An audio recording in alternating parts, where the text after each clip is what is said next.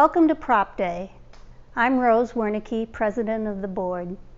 Prop Day is a long-standing tradition at the Propylaeum, beginning in the early days as a social event. It evolved to include a speaker and light refreshments, and now has become a lunch and learn event with the opportunity to connect with others. Today we will hear from Tamara Castleman in her presentation, Carole Lombard, Hoosier Patriot. But now more about Tamara. Whether she's writing, teaching adult formation at St. Mark's Episcopal Church, tutoring children, or speaking in front of a group, Tamara Castleman loves to tell stories. After realizing at age 13 that there was a real actress behind Lucy Ricardo on I Love Lucy, and studying the life of Lucille Ball, turned Tamara into a research junkie and led to a particular fascination with Hollywood's golden age. Tamara holds a Bachelor of Arts with a double major in telecommunications and religious studies from Indiana University, Bloomington, and a master's in education with an emphasis on Montessori integrative learning from Endicott College. Tamara has spent most of her career writing, editing, and raising children. In her free time, she loves long lunches with friends, watching movies, reading good books, and playing with her 3 dogs. But by far, her greatest joy and biggest blessings are her husband and 2 daughters. Sit back and enjoy. Jane Alice Peters was born to a prominent family in Fort Wayne, Indiana on October 6, 1908. When she was almost 6, her mother took Jane and her 2 older brothers on an extended vacation to Southern California, which became a permanent move. Jane's mother, Bess, found a contingent of Hoosier transplants living in Southern California and became fast friends with many of them. In this way, Jane grew up a California girl with Midwestern values and Hoosier sensibilities. Jane was fascinated by the movies and made her first film in 1921 with Monty Blue, an Indianapolis native and one of Bess's friends. By 1925, Hollywood had changed her name to Carole Lombard, and there was no turning back. She was a popular actress who became even more popular when she married actor Clark Gable, the king of Hollywood, in 1939, right before the release of Gone with the Wind. In 1938, Lombard came out publicly in defense of Franklin Roosevelt's so-called wealth taxes of 1935 and 37. Her own income was heavily taxed, causing her to pay over $350,000 in taxes and leaving her with just $20,000. To put that in perspective, in today's dollars, $350,000 would be roughly $6.3 million, and the leftover $20,000 would be about $357,000. She said, "I have no kicks at all. Fact is, I'm pretty happy about the whole thing. $20,000 a year is plenty for me, and as for giving the government most of my income, I think that's fine. I enjoy this country. I like the parks and the highways and the good schools and everything this government does." As you might imagine, FDR was a big fan of Carole Lombard. When Pearl Harbor was bombed, Lombard and Gable sent a joint telegram to the president pledging to do anything he asked. He responded that he'd like them to keep up morale by entertaining people. Hollywood mobilized within days of war being declared, creating a victory committee and electing Clark Gable, the king, to lead it. Gable was not a natural leader and didn't want the role, but the gregarious Lombard coached him through it. Meanwhile, Henry Morgenthau, U.S. Secretary of the Treasury, contacted Howard Dietz, the head of advertising and publicity for MGM New York. Morgenthau was looking for ideas that would help sell war bonds to the public. Dietz believed that getting stars in front of people would guarantee success. Dietz passed the idea on to Clark Gable as head of the Victory Committee. The thought was that any star on hiatus from a picture would go to his or her home state to raise money for the war effort. Washington loved the idea with one caveat: no travel by plane, because the opportunity for sabotage was too high. They wanted to start the first drive in the Midwest. Why not start with the leader of the Victory Committee himself? Clark Gable was from Ohio, and he was easily the most popular actor in films. The problem was that Clark Gable was deathly afraid of public speaking. He didn't feel he was good at small talk and wasn't comfortable without a script. As it happened, however, his zealously patriotic and equally Midwestern wife was on hiatus, having just wrapped an anti-Nazi film called To Be or Not to Be. A sneak preview was scheduled January 19, 1942, which gave her time to squeeze in a bond drive the week before. It was a perfect opportunity to promote her new film while serving the country she loved. Gable was due to begin shooting a new film, so he couldn't accompany Lombard, but her mother jumped at the chance to come to Indianapolis to see old friends and family who planned to come down from Fort Wayne. Her mother's only caveat: no planes. She hated flying, and besides, her astrologer had said no planes in 1942. At that time, Lombard was an independent agent, meaning not under contract to any studio, so Gable asked his studio, MGM, to take over press duties for her trip. Gable also asked Otto Winkler, his personal publicist, to accompany Lombard. Lombard was scheduled to leave by train on January 12, 1942, from Los Angeles. She had a whistle stop in Salt Lake City, Ogden, Utah, before changing trains in Chicago to arrive in Indianapolis on January 15th. After her Indiana stop, she would head back west with a couple more whistle stops, arriving in California the morning of January 19th in time for the sneak preview that evening. The whistle stop in Utah went very well, which made everyone hopeful for what they might accomplish in a whole day in Indianapolis. The stop in Chicago proved to be grueling. Lombard looked at her schedule for Indianapolis and saw that it was more packed than Chicago. She wanted to get there and get some rest, so she told Winkler that the two of them should fly in early, and respecting her mother's fear of flying, let her take the train with their luggage. Winkler was against flying because before leaving, he'd had a nightmare in which he'd seen his own death in a plane crash. Indiana's governor also told her not to fly, but Lombard was not the kind of person to let men or politicians or men who were politicians to tell her what to do. So fly they did, and to Winkler's relief, they landed safely and checked into the Claypool Hotel located at the northwest corner of Illinois and Washington streets. Early the next morning, Lombard went on an errand not on the official record of the day. She went to a house called Tuckaway at 3128 North Pennsylvania Street to see Nellie Simmons Meyer, a scientific palmist.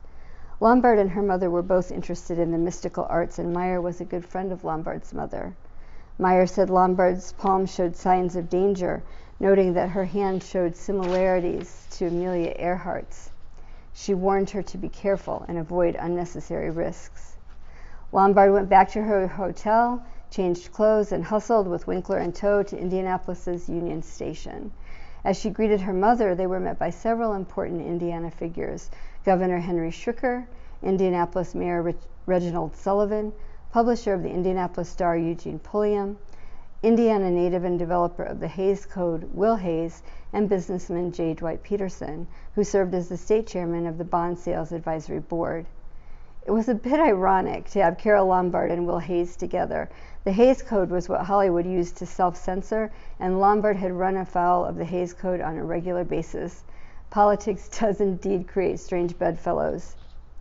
It is important to note that this trip was America's first large-scale fundraising effort of World War II. Hopes ran high for success. They needed it to be a success, but no one knew what to expect.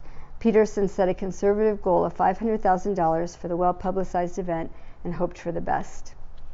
The first official stop was a 2 p.m. flag-raising ceremony at the Indiana State Museum on West Washington Street. 2,000 people were in the green space beside the building, with hundreds more in line that went from the east entrance, down the steps, and around the block. The offhand chance that Clark Gable might show up too added to the size of the crowds. But remember, this was January in Indiana. It was not a warm day.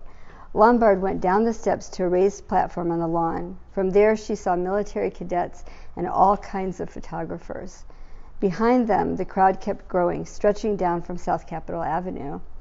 After a glowing introduction by Governor Schricker that proclaimed her Hoosier roots, Lombard walked over and raised a version of the U.S. flag that had been flying over the U.S. Capitol building when FDR formally declared war on Japan. That declaration was only 8 days old, so you can see how fast the Hollywood propaganda machine went into action. After the flag raising, Lombard gave a short speech in which she said to the crowd, "Let's give a rousing cheer that will be heard in Berlin and Tokyo." The festivities were moved inside the Capitol building to a spot off the rotunda near the governor's office. Lombard was to sell bonds for 1 hour. She turned out to be one heck of a saleswoman. It was chaotic inside. Lombard gave receipts to bond buyers. Each receipt was bordered by red stripes and blue stars. Her picture, her personal thank you, and the signature Carole Lombard Gable were printed between the borders. An hour later, with bond sales still going swimmingly, Lombard was escorted through the governor's office and down a back stairwell. She was driven back to the Claypool for a flag-raising ceremony in the hotel atrium. This flag raising also officially opened a new recruiting booth for the Army, Navy, and Marines. While at the Claypool, Lombard changed clothes again and was driven to the governor's mansion for a tea and reception of the Defense Savings Staff of Indiana.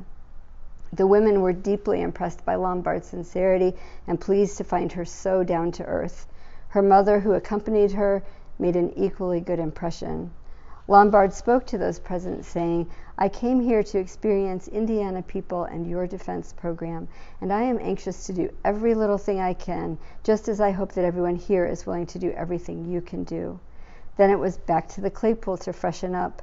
Lombard walked in to find dozens of vases of red roses from Clark Gable, his way of saying, "Knock him dead, kid." Lombard, her mother, and Winkler all dressed for the evening. They had a formal dinner in the Empire Room with Schricker, Sullivan, Pulliam, and Hayes, among other invited guests. 8 blocks northeast, at the corner of New Jersey and Ohio Streets, was the Cadle Tabernacle. Howard Cadle was a popular radio evangelist, and the Cadle Tabernacle, which held 10,000 people, was his church.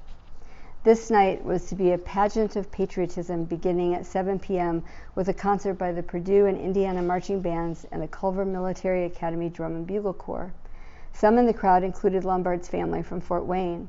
When Lombard had been told she'd be in a venue that held 10,000, she was concerned about filling it, but the crowd that night was 2,000 over capacity.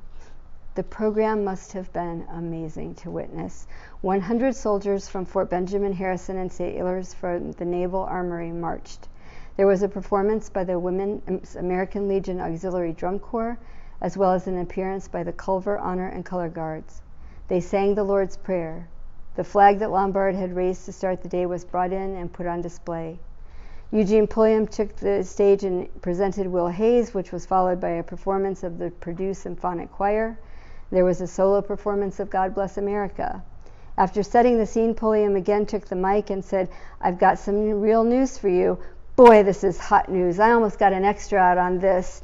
Then he announced that while their initial goal had been to raise $500,000, the final amount was more than $2 million. Just imagine how the crowd reacted to that news. When Lombard was finally invited to the podium to speak, it was to sustained cheers and whistles.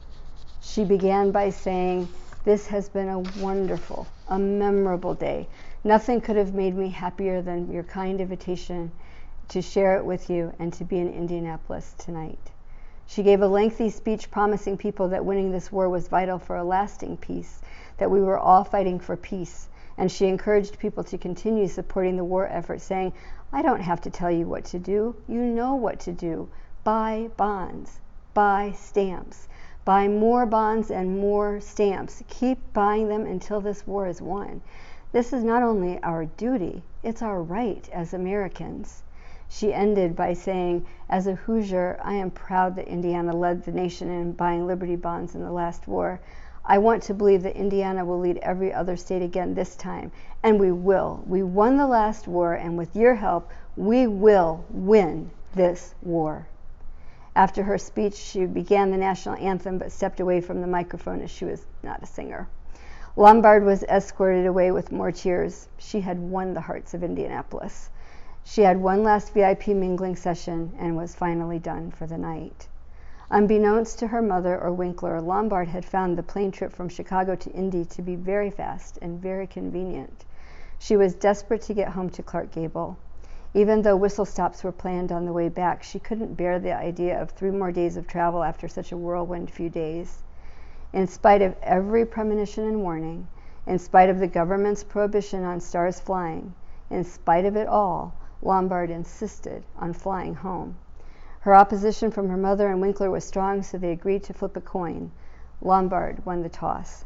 And sadly for all of us, on January 16, 1942, Carole Lombard's plane crashed into Mount Potosi, killing all aboard. A bereaved Franklin Roosevelt named her the first American casualty of the Second World War. Thank you. Thank you, Tamara. If you're interested in learning more about Carole Lombard's life, there are many online resources, and I will be sending an email to you with links to some of the sites shortly. Thank you for your support of the Propylaeum during these troubling times. We continually look for ways to connect, celebrate, and preserve our relationships with all of you.